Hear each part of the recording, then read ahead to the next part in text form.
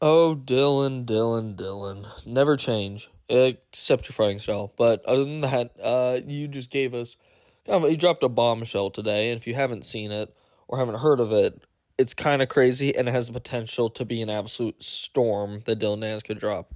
He revealed that Ian Garry's wife, who this is the second video in a row I'm doing on Ian Garry, that his wife actually DM'd him in 2018, and from like what it shows in that, it's a weird interaction, not like anything like on the surface it's like, oh, that's not that bad, where she just says hi, he asks like where she's from, and they have like a slight conversation, and that's where it ends.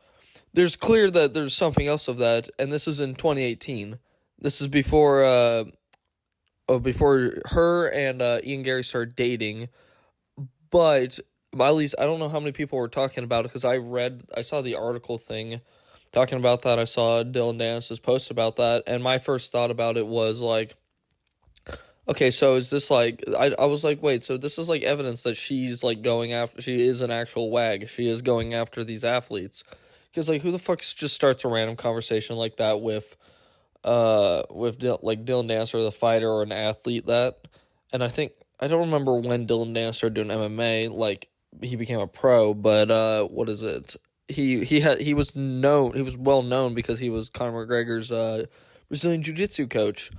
So I guess I don't even remember. I can't remember freaking Ian Garry's wife's name. I just know her as the wag. I think she has a thing for wannabe Conor McGregor's, because she might have gone after Dillon Danis and is now married. She succeeded with Ian Garry.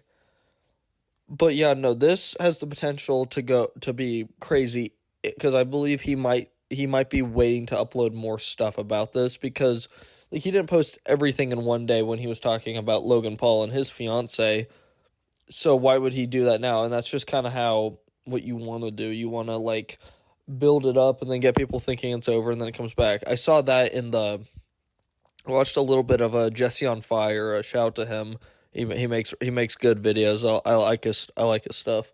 But he was talking about that, of like that's just kind of what you do for that, and I agree. I think that is what he's going to do, and this might expose some crazy stuff. But that was the main thing of this I want to talk about. The other thing I wanted to talk about, just because this also just annoys me about Ian Garry, his entire thing is how badly this guy wants to be a superstar, but he can't handle any of this that's being said about him.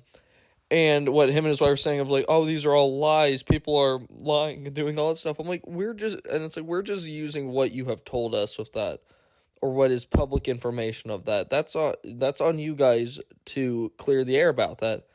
And we really only have you guys to talk about that, and you guys have you originally were denying the WAG book, and now they're claiming it's satire, and I haven't read the book, but who the fuck makes a satire book about me, how to be a fucking wag like that? And like, I don't know. I'd have to read it, but I don't know how much I buy it. And then other stuff, and then just how hypocritical Ian Garry is. And originally I was pissed off at him, because I'm like, he's really fucking annoying and all that stuff. But I was starting to like him. I was like, man, well, he has really good fights. He's really talented. He's an Irish fighter who does like good striking. That's cool to have in the welterweight division. Probably the second best striker in that division, only second to Stephen Thompson, of just pure fundamental striking. And I was starting to get to him, and then the Neil Magny fight happens, and and I don't know. I guess it might have just gone over the radar. How much of like an asshole and like a kind of a bully this guy is, or an attempt to be a bully of that, because this guy is the least intimidating looking person I've ever seen. Because what is it? There's a picture when he was supposed to fight Jeff Neal.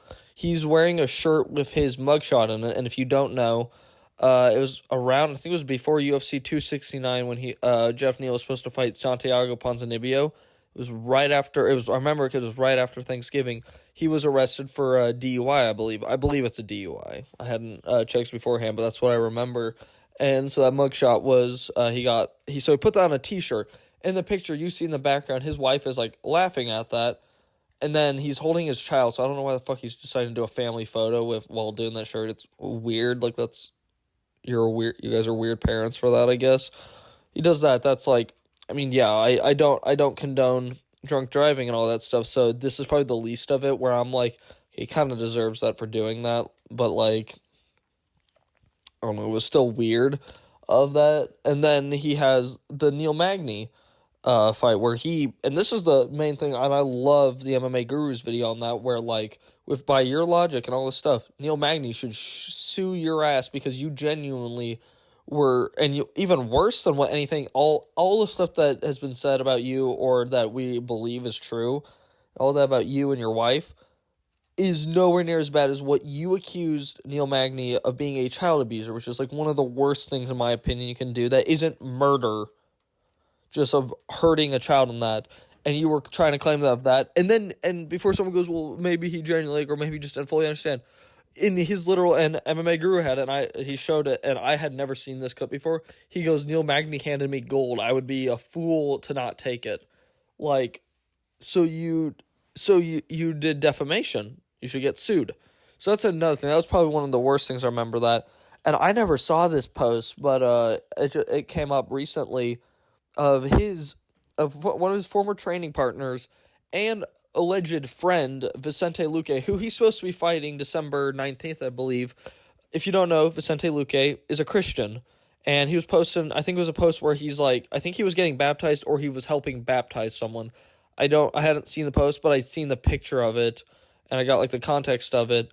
And in it, he's basically, Ian Garry tries to do like a fight promo thing and compare himself to Jesus. He goes, well, you'll see basically, I'm paraphrasing it because I don't have the thing and I don't know word for word, but he's like, well, you'll see him December 19th to be tall and blonde or something like that. Basically, that's meaning he's going to see Ian Garry, and that's, I guess, Jesus.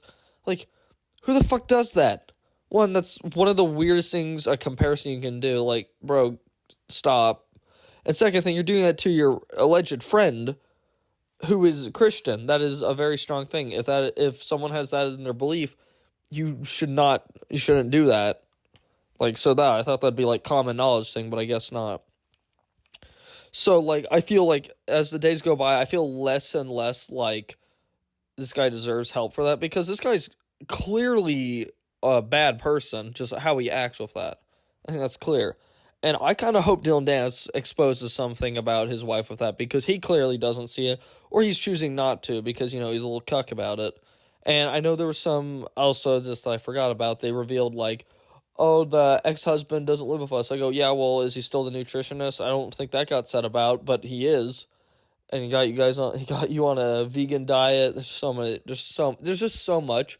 And so much more gets found out of, like, he had been kicked out of a previous gym. I know that's been known for a bit now, but just there's so much, and there's so much more going on. And all I know is Ian Garry, and this is a double negative, I don't know what he's going to do at this press conference, because I know Leon Edwards doesn't really, he'll throw in some, like, jabs at people sometimes, but he has no personality, really. But he's in the welterweight division, he's the champion. He'll probably throw digs at that, because that's so easy to do. Colby Covington will roast you for that. There's just so much of, like, these people. Bobby Green might even throw in some shit on you for that. There's just so much of that, so I don't even know what he's going to do. Because if he goes to a press conference, tries to say anything, they're going to shut him down and just start calling him a cuck on, like, live TV. That would be hilarious. So, like, this might be a case where he might pull a Conor McGregor and not show up to a press conference. But even that, if he does that, then he will get clowned on even more by people. He might even get called out. He can't even defend himself during the press conference. That's how bad it would be. But, like, I'm kind of excited for that press conference just because, Colby Covington press conferences are always good. But I just want to see how bad Ian Garry does with this. Because his Neil Magny one with that, I was like, this is horrible.